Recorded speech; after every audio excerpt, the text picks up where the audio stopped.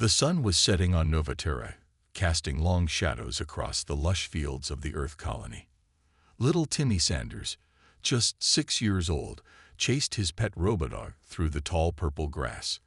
His laughter echoed across the valley, a sound of pure joy that seemed to make the alien world feel a bit more like home.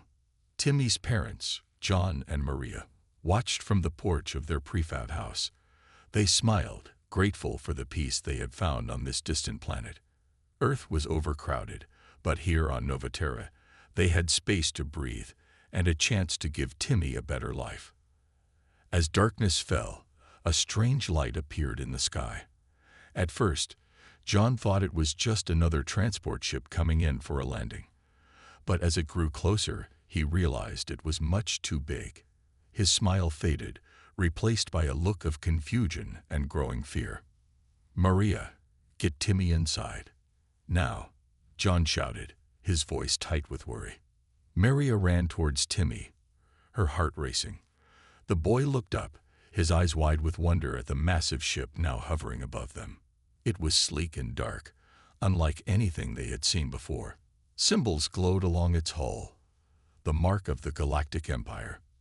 "Mommy, look, it's so big," Timmy exclaimed, pointing at the ship. Before Maria could reach him, a beam of intense light shot down from the vessel.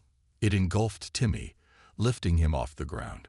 The boy's excitement turned to terror as he realized he couldn't move. "Mommy, Daddy, help me," he cried out, his voice filled with fear. John ran towards his son, desperate to save him. But he was too late. In a blinding flash, the beam intensified. When the light faded, Timmy was gone. Only a small, scorched patch of grass remained where he had stood. Maria fell to her knees, a scream of anguish tearing from her throat. John stood frozen, unable to process what he had just witnessed. Their son, their little boy, had vanished in an instant. Above them, the massive ship began to move. Its engines flared to life, and within moments, it had disappeared into the starry sky, leaving behind a grieving family and a stunned colony. News of the incident spread quickly. Within hours, every screen on Novaterra and Earth was broadcasting the story. Security camera footage of Timmy's disappearance played on repeat, each viewing stoking the flames of anger and disbelief.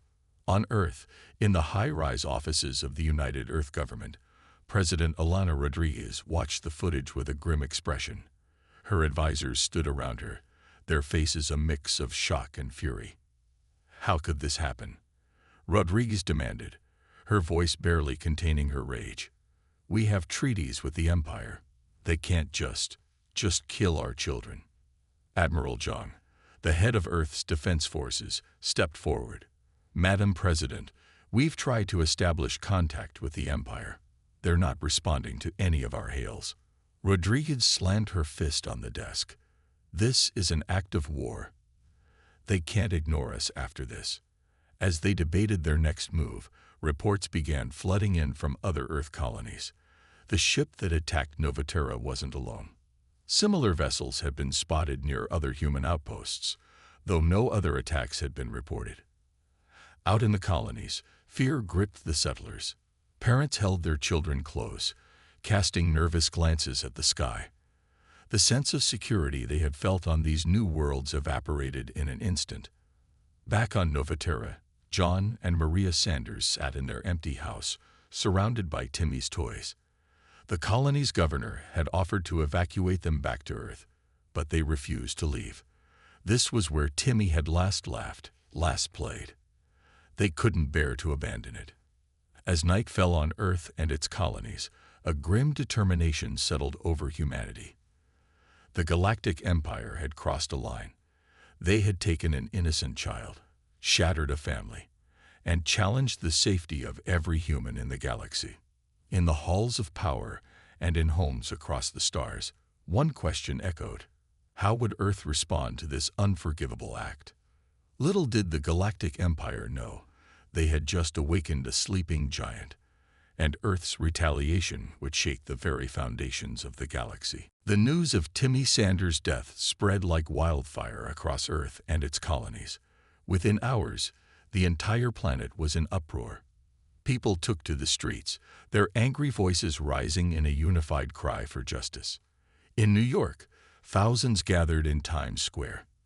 The giant screens that usually showed ads now displayed Timmy's smiling face. Signs waved in the air, demanding action against the Galactic Empire. Protect our children. No more silent Earth. The chants grew louder as the day wore on. Similar scenes played out in cities around the world. In Tokyo, a sea of candles lit up the night as people held a vigil for the lost child. In Lagos, protesters marched to the spaceport, calling for all ships to be grounded until Earth's children were safe. President Rodriguez watched the protests from her office window. Her face was grim, the weight of billions of lives heavy on her shoulders. She turned to her advisors, determination in her eyes. "Call an emergency meeting of the Earth Defense Council," she ordered. "We need to act, and we need to act now." Within the hour, the most powerful people on Earth gathered in a secure underground bunker. Military leaders, scientists, and politicians all sat around a large table, their faces lit by the glow of holographic displays. Admiral Zhang stood up, his uniform crisp despite the late hour. "The Galactic Empire's ships have withdrawn from our space," he reported. "But we've detected unusual activity at their nearest outpost. They're preparing for something." A murmur ran through the room. Dr. Aisha Patel, Earth's leading xenobiologist, spoke up next. "We still don't understand their motives. Why kill one child? It doesn't make sense. It doesn't matter why they did it." General Maria Hernandez cut in, her voice sharp. "They've shown they're willing to attack civilians. We can't let this stand." President Rodriguez raised her hand for silence. "What are our options?" she asked. The room erupted into debate. Some argued for immediate military action. Others pushed for more diplomatic efforts. The argument grew heated, voices rising as tempers flared. Suddenly, a quiet voice cut through the noise. It was Dr. James Chen, a mild-mannered physicist who rarely spoke at these meetings. "We have another option," he said softly. All eyes turned to him. Dr. Chen stood up slowly, his hands shaking slightly. "There's something you need to know about Project Armageddon." The room fell silent. Project Armageddon was supposed to be Earth's last resort, a defense system so powerful it could deter any threat, but it was years away from completion. Or so they thought. "We finished it," Dr. Chen said, his voice barely above a whisper. 6 months ago." President Rodriguez leaned forward, her eyes wide. "What exactly did you finish, Doctor?" Dr. Chen took a deep breath. 700,000 dreadnoughts, Madam President, hidden in subspace pockets around our solar system, each one capable of destroying a small moon. The silence in the room was deafening. Admiral Zhang was the first to recover. That's impossible. The resources needed, the manpower, automated construction," Dr. Chen explained. "And we've been siphoning resources for decades. It was always meant to be a surprise, our ace in the hole." President Rodriguez stood up slowly, her mind racing. With a fleet like that, Earth wouldn't just be able to defend itself. It could bring the fight to the Galactic Empire's doorstep. But the cost, the lives that would be lost if they unleashed such a force. Was it worth it? As if reading her mind, General Hernandez spoke up. "Madam President, they killed a child. An innocent. If we don't act now, they'll think we're weak. They'll come for more." Rodriguez looked around the room, seeing the mix of fear and determination on every face. She thought of Timmy Sanders, of his parents grieving on a distant world. She thought of every human child looking up at the stars, now with fear instead of wonder. Her decision was made. "Activate the fleet," she said, her voice steady. "We're going to war." As the room burst into activity, Rodriguez stared at the holographic display of Earth. For better or worse, their world was about to change forever. The Galactic Empire had no idea what they had just unleashed. In the depths of space, hidden engines began to hum to life. Earth's vengeance was awakening, and the galaxy would never be the same. The tension in the war room was thick enough to cut with a knife. President Rodriguez stood at the head of the table, her eyes fixed on the holographic display of the galaxy. Tiny lights representing Earth's hidden fleet blinked into existence, surrounding their solar system like a protective shell. 700,000 dreadnoughts. Admiral Zhang muttered, shaking his head in disbelief. We could conquer half the galaxy with that kind of firepower. General Hernandez leaned forward, her eyes gleaming. We should strike now, while we have the element of surprise. Hit their major shipyards, cripple their ability to fight back. But Dr. Patel, the xenobiologist, raised a hand in caution. Wait, she said, her voice trembling slightly. We're talking about starting a war that could kill billions. Shouldn't we try to understand why they attacked first? The room erupted into argument once again. Military leaders pushed for immediate action, while scientists and diplomats urged caution. President Rodriguez listened to them all, her face a mask of concentration. As the debate raged on, a junior officer burst into the room. Madam President, he gasped, out of breath. We've received a transmission from the Galactic Empire. The room fell silent. Rodriguez nodded, and the officer activated a large screen on the wall. The face that appeared was alien, gray-skinned with large black eyes. It was the Supreme Chancellor of the Galactic Empire, Zixtal. Greetings, humans, the alien said, its voice oddly melodious. We regret the unfortunate incident on your colony world. It was a terrible mistake, a malfunction in one of our ship's defense systems. We offer our deepest apologies and reparations. President Rodriguez stepped forward, her voice cold. A mistake. You killed an innocent child. How can we trust anything you say? Zixtal's large eyes blinked slowly. We understand your anger, but surely you don't want to start a war over a tragic accident. It would be unwise. There was something in the alien's tone, a hint of threat beneath the diplomatic words. Rodriguez felt a chill run down her spine. She cut the transmission and turned to her advisors. They know, she said simply. Admiral Zhang nodded grimly. They must have detected our fleet activating. That's why they're reaching out now. It's a trick, General Hernandez insisted. They're trying to buy time, to prepare their own defenses. Dr. Chen, the physicist who had revealed the secret fleet, spoke up. Or maybe they're genuinely afraid. They've just discovered we have the power to challenge them. They might want to avoid a war as much as we do. President Rodriguez closed her eyes, weighing the fate of humanity in her mind. When she opened them again, her decision was made. We can't trust them, she said firmly. They've shown they're willing to kill our children. If we back down now, we'll always be at their mercy. It's time to show the galaxy that Earth is not to be trifled with. She turned to Admiral Zhang. Prepare the fleet for launch. Our first targets will be their major shipyards and military installations. We'll cripple their ability to wage war before they know what hit them. The room burst into action. Officers rushed to relay orders, scientists hurried to provide last-minute intelligence, and diplomats began preparing statements for the rest of the galaxy. As the others worked, Rodriguez walked to the window, looking up at the stars. Somewhere out there, the parents of Timmy Sanders were grieving their lost child. How many more would suffer before this was over? But there was no turning back now.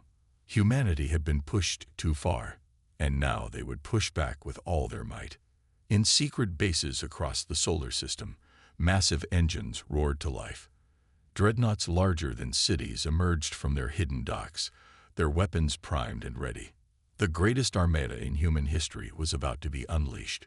The Galactic Empire had sown the wind. Now they would reap the whirlwind.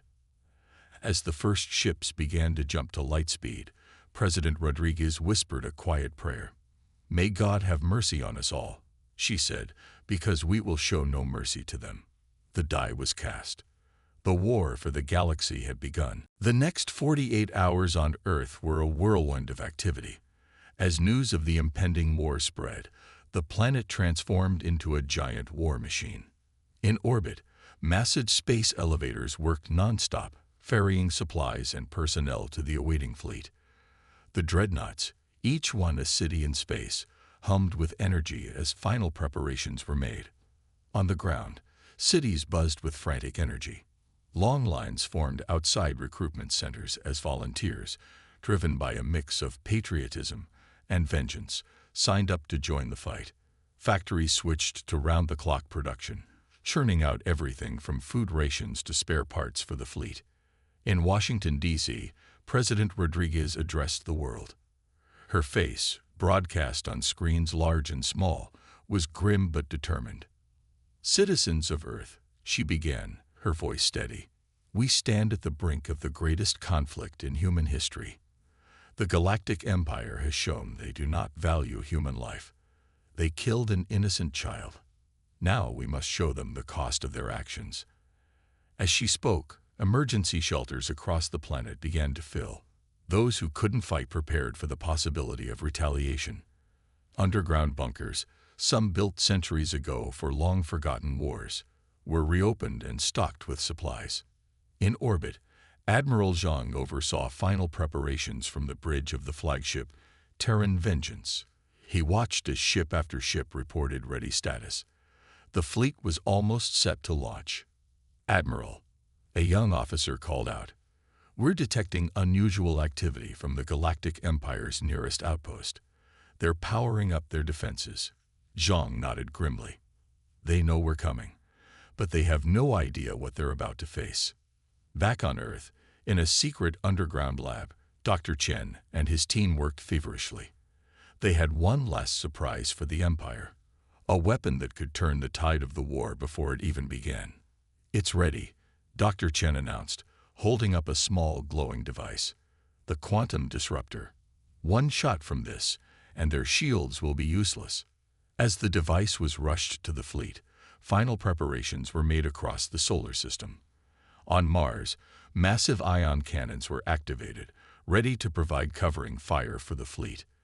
The moons of Jupiter and Saturn bristled with newly installed defense systems, a last line of protection should the unthinkable happen and Earth lose the war. In homes across the planet, families said tearful goodbyes. Parents hugged children tight, promising to return. Lovers shared one last kiss before duty called them to the stars. On the colony world of Nova Terra, John and Maria Sanders stood outside their home, looking up at the sky. They knew the war that was about to begin was because of their son's death. The weight of it was almost unbearable. "Do you think this is what Timmy would have wanted?" Maria asked, her voice barely a whisper. John was silent for a long moment. "I don't know," he finally said, "but I know he wouldn't have wanted other families to suffer like we have." As the sun set on Earth for the last time before the war, a tense calm settled over the planet. In orbit, the massive fleet hung silent, waiting for the order to move. On the bridge of the Terran Vengeance, Admiral Zhang received the final authorization from President Rodriguez. He took a deep breath, looking out at the vast armada under his command. "All ships," he said, his voice carried across the fleet, "prepare for lightspeed jump. Our target is the Empire's main shipyard at Proxima Centauri. May God be with us all." One by one, the ships of the fleet blinked out of existence, jumping to light speed. The greatest battle in human history was about to begin. As the last ship disappeared, Earth seemed to hold its breath. The die was cast. There was no turning back now. The next time these ships appeared, it would be in the heart of enemy territory, bringing with them the full fury of a vengeful humanity. The war for the galaxy had begun. The vast emptiness of space around Proxima Centauri suddenly erupted with light. Hundreds of thousands of Earth ships burst out of light speed, their engines glowing bright against the darkness. At the center of the formation, the massive Terran Vengeance led the charge. Admiral Zhang stood on the bridge, his eyes fixed on the holographic display. Before them lay the Empire's largest shipyard, a sprawling complex of docks, factories, and defense stations. "They spotted us," a young officer reported, her voice tense. "Enemy ships are moving to intercept." Zhang nodded grimly. "All ships, battle formation Delta. Activate the quantum disruptors." Across the fleet, the devices Dr. Chen and his team had created hummed to life. A wave of invisible energy swept out, washing over the Imperial defenses. For a moment, nothing seemed to happen. Then, one by one, the shield generators protecting the shipyard began to flicker and die. On the Imperial command station, panic set in. Admiral Zixkel, leader of the Empire's fleet, stared in disbelief at the sensors. "Impossible," he muttered. "How did they disable our shields?" Before he could react, the first volley from the Earth fleet struck. Massive energy beams lanced out, striking the now defenseless shipyards. Explosions blossomed in the vacuum of space as docks and half-built ships were torn apart. The battle had begun in earnest. Imperial ships, caught off guard by the sudden attack, scrambled to respond, but they were outnumbered and outgunned. Earth's dreadnoughts unleashed their full firepower. Missiles streaked across space, while energy weapons cut through Imperial ships like they were made of paper. But the Empire wasn't going down without a fight. Despite their surprise, they managed to launch a counterattack. Swarms of fighter craft poured out of the remaining hangars, darting between the larger Earth ships. On the Terran Vengeance, alarms blared as enemy fire struck the hull. "Damage to sectors 7 and 8, an officer reported. "Shields holding at 82%. Zhang gripped the arms of his command chair. "Press the attack," he ordered. "We can't give them time to regroup." The battle raged for hours. Space itself seemed to warp and twist with the intensity of the weapons being unleashed. Stars were briefly outshone by the explosive deaths of ships on both sides. Slowly but surely, the tide began to turn. The Empire's forces, caught unprepared, couldn't match the sheer firepower of Earth's fleet. One by one, their ships fell silent, either destroyed or disabled. As the last Imperial dreadnought exploded in a brilliant flash, a cheer went up on the bridge of the Terran Vengeance. They had won their first major battle. But the victory had come at a cost. Hundreds of Earth ships had been destroyed, their crews lost to the cold vacuum of space. Many more were damaged, limping back to the fleet's repair ships. Admiral Zhang allowed himself a moment of relief before turning to his communications officer. "Send word to Earth. Proxima Centauri shipyards have been neutralized, awaiting further orders." As the message was sent, Zhang looked out at the debris field that had once been the pride of the Imperial fleet. This was only the beginning, he knew. The Empire would not take this defeat lightly. On Earth, President Rodriguez received the news of the victory with mixed emotions. They had struck a significant blow against the Empire, but at what cost? How many more battles lay ahead? She turned to her advisors. "Prepare a statement for the public. They need to know we've won this battle, but also that the war is far from over." As Earth celebrated its first victory, the news spread rapidly across the galaxy. Other alien races watched with a mix of fear and awe. The humans, long considered a minor power, had just defeated the Empire's strongest fleet. In the Imperial Palace on the distant world of Zoer Prime, the Emperor himself received the news of the defeat. His face, usually impassive, showed a flicker of concern. "So," he said to his trembling advisors, "the humans wish to play at war. Very well. Let them learn the true might of the Empire." As both sides prepared for the next phase of the conflict, one thing was clear: the galaxy would never be the same again. As news of Earth's victory at Proxima Centauri spread, the galaxy erupted into chaos. The once mighty Galactic Empire, fought unbeatable, had been bloodied. Suddenly, every world and species had to reconsider their place in the cosmic order. On Earth, celebrations were short-lived. President Rodriguez and her war council knew the Empire would strike back hard. They had poked the beast, and now they had to prepare for its fury. We need to press our advantage, General Hernandez argued in the war room. Hit them again before they can recover. Admiral Zhang disagreed. Our fleet needs time to repair and regroup. We can't risk everything on one push. As they debated, reports flooded in from across the galaxy. The Empire was mobilizing on a massive scale. Worlds that had never seen an Imperial warship now found their skies filled with dreadnoughts. On the colony world of Novaterra, John and Maria Sanders watched the sky with growing dread. The once peaceful planet was now a potential target. They, like many colonists, faced a difficult choice: evacuate or stay and fight. This all started because of Timmy, Maria said softly. Sometimes I wonder if it's worth the cost. John took her hand. If it means no other parent has to go through what we did, then yes, it's worth it. Across the galaxy, other races began to take sides. The Andromedans, longtime rivals of the Empire, saw an opportunity in Earth's rebellion. Their ambassador arrived on Earth with an offer of alliance. Your victory has shown the galaxy that the Empire is not invincible, the Andromedans said to President Rodriguez. Together, we can end their tyranny once and for all. Other races were not so supportive.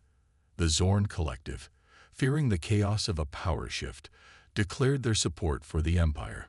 Overnight, the conflict that had started with one child's death had become a galactic civil war.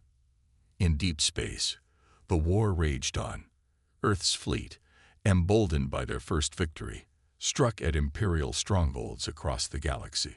The quantum disruptors continued to give them an edge, allowing them to neutralize the Empire's superior defenses. But the Empire was learning. Their scientists worked frantically to counter the new weapon. In battle after battle, Imperial ships began to hold out longer against Earth's assaults. The conflict spread to dozens of worlds. On some, like the jungle planet of Verdia, guerrilla warfare erupted as local populations rose up against their Imperial overlords. Earth sent special forces to train and support these rebels, expanding the war on multiple fronts. The toll on civilian populations was immense. Refugee ships clogged the space lanes as people fled the fighting. On Earth, the first waves of wounded soldiers returned, bringing home the reality of the war they had started. In a field hospital on Mars, a young Earth soldier named Alex Chen woke up to find he had lost an arm in battle. As the doctor explained the advanced prosthetics available, Alex's thoughts turned to the alien soldier he had been fighting. Did they have families too? Children who would miss them? The ethical concerns of the war began to weigh heavily on many. Dr. Patel, the xenobiologist who had initially urged caution, now led a team studying the Empire's biology and culture. If we're going to win this war, she argued, we need to understand our enemy, not just destroy them. Her research led to a startling discovery. The Empire's aggression seemed to be driven by a biological imperative, a need for constant expansion to support their rapidly evolving physiology. This raised uncomfortable questions about the nature of the conflict and the possibility of a peaceful resolution. As the war entered its 6th month, both sides were feeling the strain. Earth's initial technological advantage was fading, while the Empire's vast resources were beginning to tell. The quick victory both sides had hoped for seemed increasingly unlikely. In the Imperial Palace on Zara Prime, the Emperor received a report on the war's progress. His advisors watched nervously as he read, knowing that entire worlds lived or died on his decisions. Finally, the Emperor looked up, his alien eyes unreadable. "Prepare the World Breaker," he said simply. "It's time to show these humans the true meaning of war." As his advisors rushed to comply, a chill ran through the palace. The World Breaker, the Empire's ultimate weapon, had never been used before. Its deployment would change the nature of the war, and perhaps the fate of the galaxy itself. On Earth, blissfully unaware of this new threat, President Rodriguez prepared to address the nation. The war had reached a critical point. The next phase would determine not just the fate of humanity, but of all sentient life in the galaxy. The galaxy held its breath as the World Breaker, The Empire's ultimate weapon, emerged from hyperspace near Earth. It was a monstrous construct, an artificial planetoid bristling with weapons that could shatter worlds. On Earth, panic set in as the massive object appeared in the sky, visible even in daylight. President Rodriguez and her war council watched in horror as the Worldbreaker prepared to fire. But humanity had one last trick up its sleeve.